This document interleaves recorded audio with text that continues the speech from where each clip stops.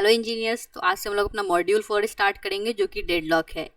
इस लेक्चर में हम लोग पढ़ेंगे कि डेडलॉक क्या होता है, उसके क्राइटेरिया क्या क्या होते हैं, नेसेसरी कंडीशन जिसको कहते हैं, और डेडलॉक का रिसोर्स एलोकेशन ग्राफ क्या होता है, और वेरियस मेथड क्या होते हैं डेडलॉक के। तो डेडलॉक क्या होता है, जैसे प्रोसेस P1 है, P2 है, ऐसे करके Pn प्रोसेस, और ये सारे प्रोसेस एक इवेंट के होने का वेट कर रहे हैं जो कि नियर बाई फ्यूचर में पॉसिबल ही नहीं है। तो हम लोग कहेंगे ये सारे प्रोसेस जो है डेडलॉक स्टेट में है, और इस पूरे कंडीशन को हम लोग डेडलॉक कहते हैं। तो लोग स्टार्ट करते हैं डेडलॉक के डिफिनीशन से। तो डेडलॉक का डिफिनीशन है, अगर दो या उससे ज़्यादा प्रोसेस किसी सेम इवेंट के होने का वेट कर रहा है जो कि नियर बाई फ्यूचर में पॉसिबल नहीं है, वो नहीं होने वाला है, नेवर हैपन, तो हम लोग कह सकते हैं कि प्रोसेस जो है डेडलॉक में इन्वॉल्व है, और इस स्टेट को हम लोग डेडलॉक स्टेट कहते हैं। तो हम लोग यहाँ देखेंगे कि P1 जो है, पहले इस ग्राफ को हम लोग रिसोर्स एलोकेशन ग्राफ कहते हैं। रिसोर्स एलोकेशन ग्राफ, इसको रिसोर्स एलोकेशन ग्राफ क्यों कर रहे हैं, क्योंकि इसका वर्टेक्स जो है वो रिसोर्स को डिनोट कर रहा है या फिर प्रोसेस को डिनोट कर रहा है। जैसे कि R1 R2 रिसोर्स है, और ये दोनों भी हमारा वर्टेक्स है, और P1 P2 भी रिसोर्स है, और ये दोनों भी वर्टेक्स है। और हमारा जो एजेस है वो या तो एलोकेशन को या तो रिक्वेस्ट को डिनोट कर रहा है, तो इसको हम लोग रिसोर्स एलोकेशन ग्राफ कहते हैं। अब हम लोग यहाँ देखते हैं कि P1 जो है वो R1 रिसोर्स इसको एलोकेट हो चुका है, और ये R2 की रिक्वेस्ट कर रहा है।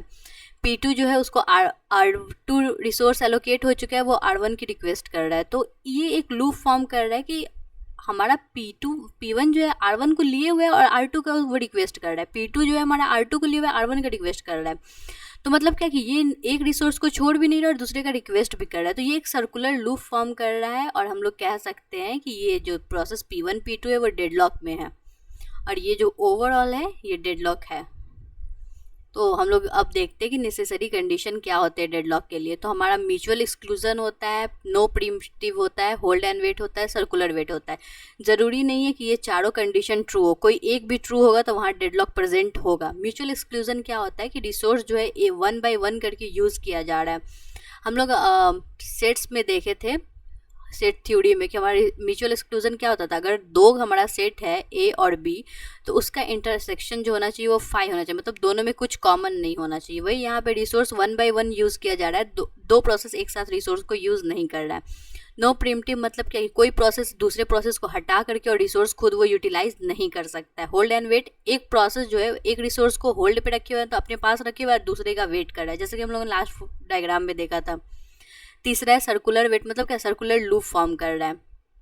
तो हम लोग अब इस वाले डायग्राम में देखते हैं कि इस डायग्राम कहना क्या चाह रहा है। यहाँ P1 प्रोसेस है, P2 प्रोसेस है, P3 प्रोसेस है, R3 रिसोर्स है, R1 रिसोर्स है, R2 रिसोर्स है।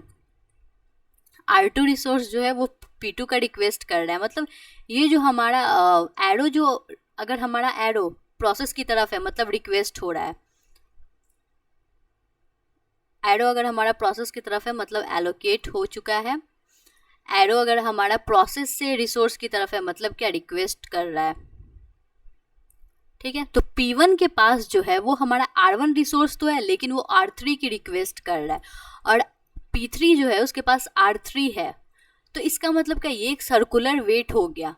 उसके बाद है हमारा सर्कुलर वेट, यहाँ क्राइटेरिया हम लोगों ने देख लिया। उसके बाद है P1 जो है R1 को तो होल्ड करके रखा है, लेकिन R3 की रिक्वेस्ट करे, तो यहाँ होल्ड एंड वेट भी क्राइटेरिया हो गया।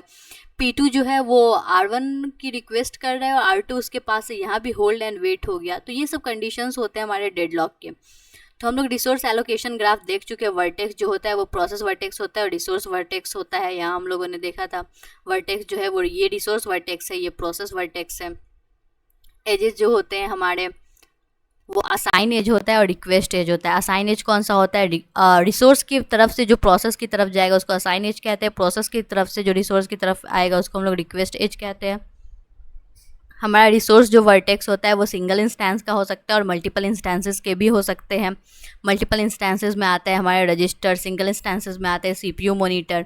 उसके बाद है हमारे पास डेडलॉक है, तो उसको हम लोग हैंडल कैसे कर सकते हैं, हमारे क्या क्या मेथड हो सकते हैं। तो पहला होता है हमारा मेथड डेडलॉक इग्नोरेंस, मतलब क्या है, हम लोग डेडलॉक को इग्नोर ही कर दें। तो इसको हम लोग ऑस्ट्रिच मेथड कहते हैं। ये हम लोग तब यूज़ करते हैं जब हम लोग चाहते नहीं कि हमारा जो परफॉर्मेंस है वो अफेक्ट हो। दूसरा है डेडलॉक प्रिवेंशन। डेडलॉक प्रिवेंशन क्या करता है, तो ट्राई करता है डेडलॉक का जो चार हम लोग नेसेसरी कंडीशन पढ़े हैं। नेसेसरी कंडीशन में हम लोगों ने पढ़ा था mutual exclusion, no preemptive, hold and wait, circular wait. तो इसमें से अगर हम लोग ये कंडीशन सबको रिमूव कर दे तो हमारा डेडलॉक प्रिवेंट हो जाएगा। तीसरा है हमारा डेडलॉक अवॉइडेंस, कि डेडलॉक को हम लोग अवॉइड ही करें, मतलब स्टार्टिंग से कुछ ऐसा क्राइटेरिया लगाए, कोई ऐसा एल्गोरिदम लगाए जिससे हमारा जो है डेडलॉक आ ही ना नियर फ्यूचर में, ठीक है, हमारा आगे जो है वो डेडलॉक आ ही ना। तो इसको हम लोग कहते हैं डेडलॉक अवॉइडेंस, मतलब स्टार्टिंग से ही सब कुछ बता करके रखे कितना रिसोर्स किसको एलोकेट करना है नहीं करना है, तो इससे हमारा जो वो डेडलॉक अवॉइड ही हो जाए। तो इसमें आता है बैंकर्स एल्गोरिदम, और ये हम लोग आगे लेक्चर में पढ़ेंगे। उसके बाद है हमारा डेडलॉक डिटेक्शन एंड रिकवरी, मतलब क्या डेडलॉक को डिटेक्ट करे, किस प्रोसेस के कारण डेडलॉक क्रिएट हो रहा है, उस प्रोसेस को पहले हम लोग डिटेक्ट करेंगे, उसके बाद उस प्रोसेस को किल कर देंगे ताकि हमारा डेडलॉक जो खत्म हो जाए। That's all for deadlock. Thank you for watching.